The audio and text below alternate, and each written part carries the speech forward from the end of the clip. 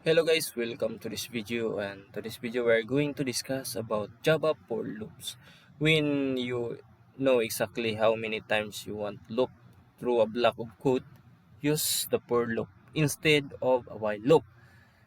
Kasi mas mas short yung code niya. So ito yung syntax niya for, tapos meron siyang parenthesis. Tsaka may tatlong statement siya. First statement, separated by semicolons. Second statement, and then third statement. And then, ito yung code block to be executed. And then, yung statement number 1 is executed one time. One time before the execution of the code block. So, one time lang to. Then, the statement 2 defines the condition. Ito, nag-defines the condition for executing the code. So the statement 3 is executed every time after the code block has been executed. So for example, we have uh, int I is equal to 0, then ito yung first statement, and then yung second statement naman is condition, and then yung meron tayong expression dito na statement din. Then after niya, if dito mag satisfy or ma-evaluate niya yung na true, ipiprint niya yung code block dito. So try natin. So yung print niya is 0, 1, 2, 3, 4 kasi initialize muna niya dito, tapos evaluate niya dito yung I is less than ng 5, i-print niya, nag-print siya. Tapos after niya ma-execute dito, pupunta naman siya dito sa sa pang tatlo na statement, tapos increment yung pupunta naman siya dito, magdadagdag naman siya ng value, which is nag-increment tayo, which is 2 na siya. So yan, paulit-ulit na yung gagawin hanggang mag-false na yung condition. Pag false dito, hindi nito mag-execute. So ayan guys, yun yun.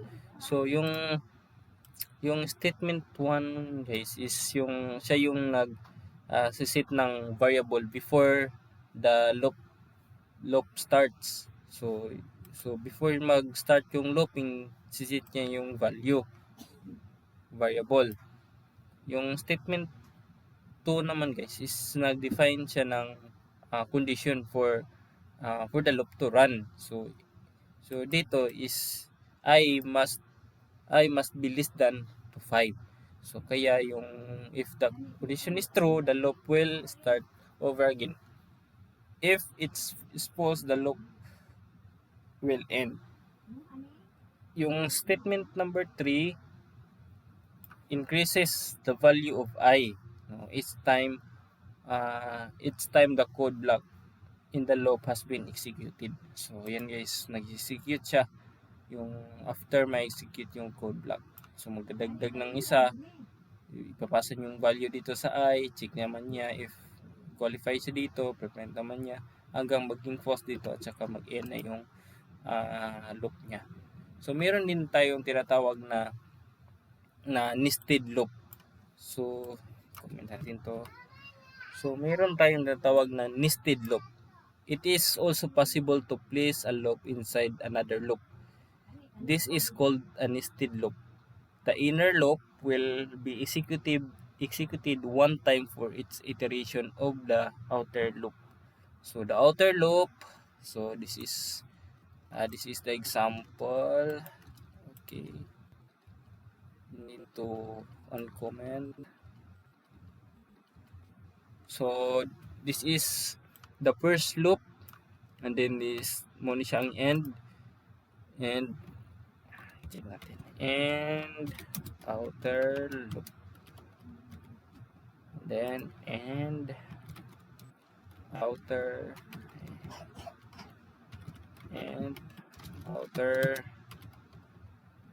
inner pala to, inner loop.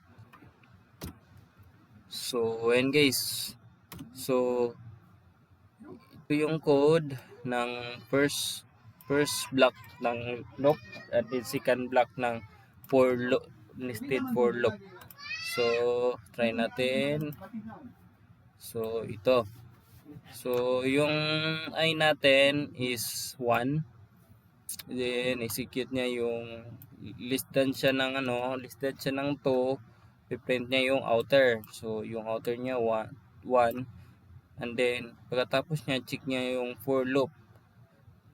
Tapos pagkatapos na check dito yung 1 dito, evaluate niya if less than or equal to 3, piprint niya yung 1 until mag-increment na naman siya, pabasa niya yung value dito, hindi nagiging 2, tsaka print na naman niya, hindi nag-add na siya ng isa, ipasa niya yung value dito, nagiging 3, piprint naman niya ito, and then nag-increment naman siya, nagiging 4, then nag-false na siya, kaya mag-exit na siya dito, babalik naman siya dito sa outer, and then yung value ng outer natin is 2, i-print niya yung outer na 2.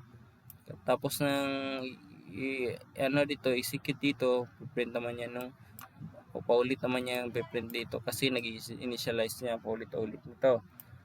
Case yung i-evaluate niya once, and then ito ulit naman yung print na yung 1, 2, and then nag-increment naman siya, nagiging 3, pagkatapos nagiging 4 ng value dito.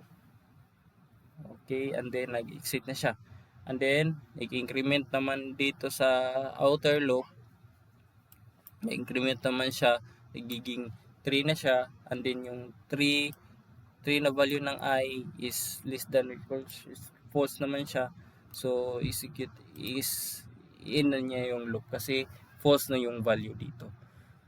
So that's it for this video guys. I hope you learn a lot and practice more about this, and this looping is very helpful, and I hope you learn a lot of this. And if you like this video, I hope you thumbs up and like and subscribe to our YouTube channel guys. See you on the next video for more and interesting Java programming tutorials. See you on the next video. Thanks for watching.